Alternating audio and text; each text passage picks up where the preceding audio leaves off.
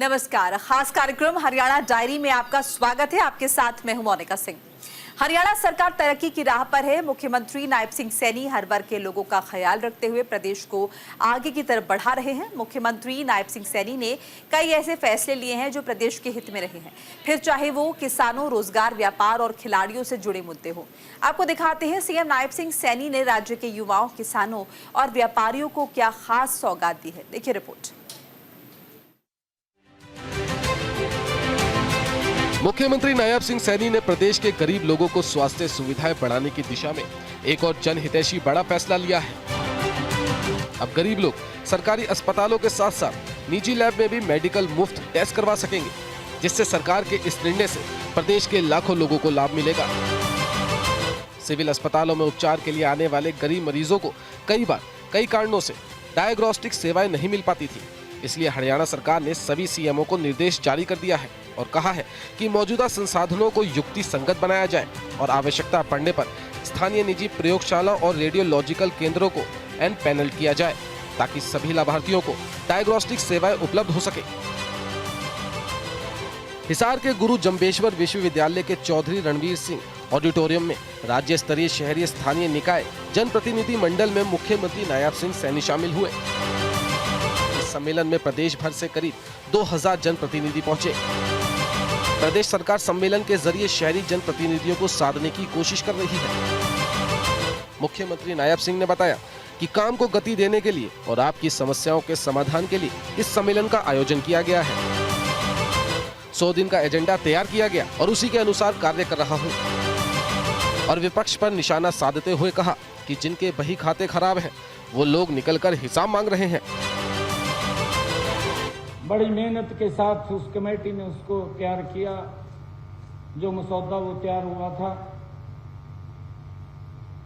जब कुछ बताने के लिए नहीं था तो वो कतार उठा ली भी भाई अगर मोदी तीसरी बार बन गया, संविधान को खत्म कर देगा, आरक्षण को खत्म कर देगा।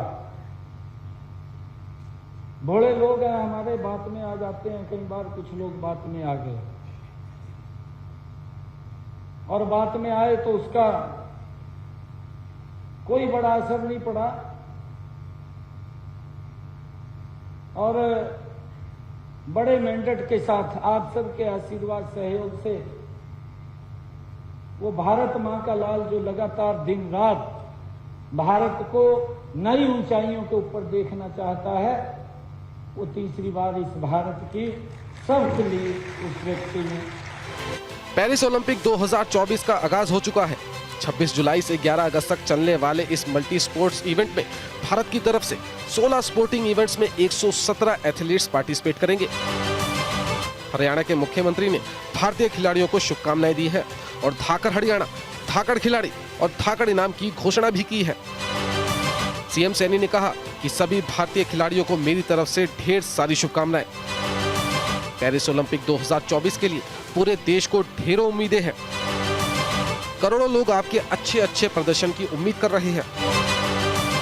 खिलाड़ियों की मेहनत और दृढ़ संकल्प को एक बार फिर से मेरा सलाम। सभी भारतीय खिलाड़ियों को मेरी तरफ से ढेर सारी शुभकामनाएं। आप खेल जगत के सबसे बड़े मंच पर देश का प्रतिनिधित्व कर रहे हैं। पेरिस 2024 ओलंपिक के लिए पूरे देश को आपसे ढेरों उम्मीदें हैं कि पेरिस ओलंपिक में आप सभी अपना सर्वश्रेष्ठ प्रदर्शन कर देश और प्रदेश का नाम रोशन करें।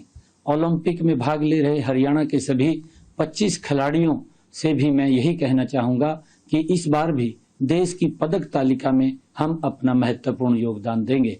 आपकी हिम्मत और दृढ़ संकल्प को एक बार फिर से मेरा सलाम। हरियाणा सरकार ने प्रभावित किसानों को 65 करोड़ रुपए की मुआवजा राशि जारी करने की घोषणा की है। इससे प्रदेश के लगभग 15,314 किसानों को मदद मिलेगी। इसके अलावा 101 करोड़ रुपए की राशि किसानों के खातों में कृषि यंत्रों की खरीद के लिए जमा करवाई गई है। प्रभावित किसानों के नुकसान की भरपाई के लिए हरियाणा फसल सुरक्षा योजना के तहत किसानों को मुआवजा दिया जा रहा है। कृषि मंत्री ने किसानों को सलाह दी है कि वह अपनी केसीसी में दर्ज फसल को बदलकर नई फसल की जानकारी बैंक शाखा को दें, ताकि सही फसल का बीमा हो सके और क्लेम राशि सही समय पर मिल सके। राज्य सरकार पिछले कई वर्षों से फसल अवशेष प्रबंधन के लिए विभिन्न योजनाएं चला रही है।